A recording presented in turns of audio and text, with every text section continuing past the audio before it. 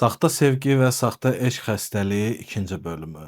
Keçən bölümdə bir sual verdik. Əgər insanların yaşadığı şey həqiqətən sevgidirsə, bəs niyə sevgi insanı qəzəbə aparır? Niyə sevgi insanı qısqanclığa aparır? Niyə sevgi insanı nifrətə aparır? Bəlkə də problem sevgidə deyil. Problem sevən insandadır. Çünki insanın daxilində nə varsa, sevgi də həmin rəngi alır. Əgər daxilində həsəd varsa, sevgi də həsədli olacaq. Əgər daxilində təkəbbür varsa, sevgi də təkəbbürlü olacaq.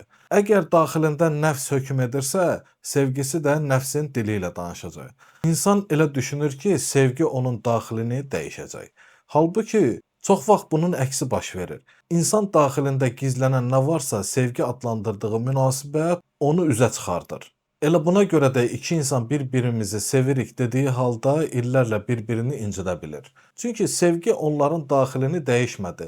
Sadəcə daxildə gizlənən xəstəlikləri üzə çıxardı. İnsan çox vaxt qarşısındakı insanı sevdiyini düşünür. Halbuki zaman keçdikcə hiss etmədən onun üzərində öz dünyasını qurmağa başlayır. Öz arzularını, öz gözləntilərini, öz təsəvvürlərini və öz səssiz istəklərini.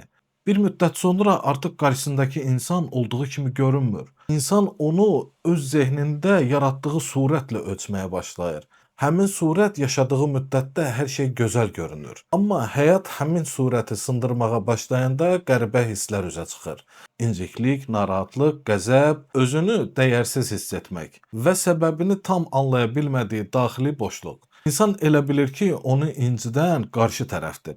Halbuki onu incidən şey çox vaxt öz daxilində qurduğu səssiz bütlərin dağılmasıdır. Çünki nəfs sevməzdən əvvəl seçir. Sonra seçdiyini böyüdür. Sonra böyütdüyünü özünün bir hissəsinə çevirir. Və insan artıq qarşısındakı insanı deyil, öz daxilində yaratdığı o hissi qorumağa başlayır.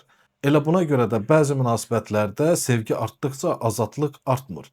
Əksinə, gözləntilər artır, həssaslıqlar artır, səssiz incikliklər artır. İnsan hiss etmədən öz qəlbini qarşı tərəfin davranışlarına təslim edir. Halbuki Allah insanın qəlbini məxluqun əlində əsir olmaq üçün yaratmayıb.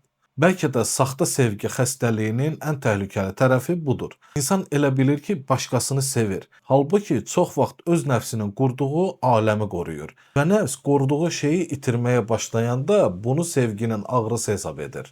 Halbuki bəlkə də ağrı sevginin deyil, nəfsin sarsılmasının ilk əlamətidir. İnsan çox qəribə bir varlıqdır. Bəzən elə şeylərə bağlanır ki, sanki onlarsız yaşaya bilməyəcəyini düşünür. Halbuki bir zamanlar həmin şeylərin həyatında heç mövcud olmadığını unudur. İnsan bir hissi yaşamağa başlayır. Sonra o hissi həyatının mərkəzinə çevirir. Sonra isə həmin hissi həqiqət hesab edir. Halbuki həqiqət insanın hissləri ilə dəyişmir. Həqiqət dəyişməz. Dəyişən isə insanın nəfsidir. Nəfs hər zaman özünə bir dünya qurmaq istəyir. O dünya bəzən bir insan olur, bəzən bir ailə, bəzən bir dost, bəzən bir arzu, bəzən isə mənim həyatım dediyi xəyallar. İnsan həmin dünyanı o qədər böyüdür ki, artıq onu itirməkdən deyil, onsuz qalmaq ehtimalından narahat olmağa başlayır. Və həmin gündən etibarən qərarlarını azad insan kimi vermir, bağlı insan kimi verməyə başlayır. Artıq sevdiyi üçün yaşamır, itirmək üçün yaşayır. Artıq xidmət etdiyi üçün yaxınlaşmır. Artıq qarşısındakı insanı olduğu kimi görmür. Onun öz dünyasında tutduğu yeri görür. Bəlkə də buna görə insan münasibətləri dəyişdikcə özünü də dəyişmiş hesab edir. Halbuki dəyişən münasibət deyil, dəyişən insanın söykəndiyi yerdir. İnsan Allahın dəyişməyən ipindən tutmaq əvəzinə dəyişən şeylərdən özünə dayaq quranda, qəlbi də həmin dəyişikliklə birlikdə silkələnir. Çünki nəfs hər zaman özünə təhlükəsizlik axtarır. Amma Allahdan başqa hər təhlükəsizlik müvəqqətidir. Allahdan başqa hər dayaq sınağa məhkumdur. Allahdan başqa hər bağlılıq bir gün insanı özü ilə üz-üzə qoyacaq. Bəlkə də buna görə insan həyatında yaşadığı ən böyük ağrı başqasını itirməsi deyil, öz nəfsinin qurduğu dünyanın dağılmasıdır. Və ən təhlükəlisi budur ki, insan həmin dağıntını sevginin faciəsi hesab edir.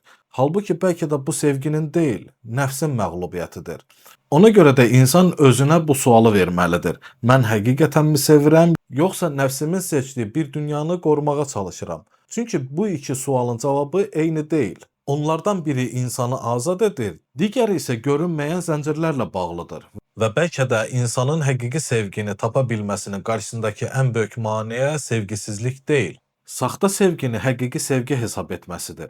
Əgər yaşadığımız hisslərin hamısı sevgi deyilsə, əgər eşq adlandırdıqlarımızın böyük bir hissəsi nəfsin oyunudursa, bəs onda həqiqi sevgi nədir? İnsan onu necə tanıya bilər və niyə həqiqi sevgi yalnız əxlaqla başlayır?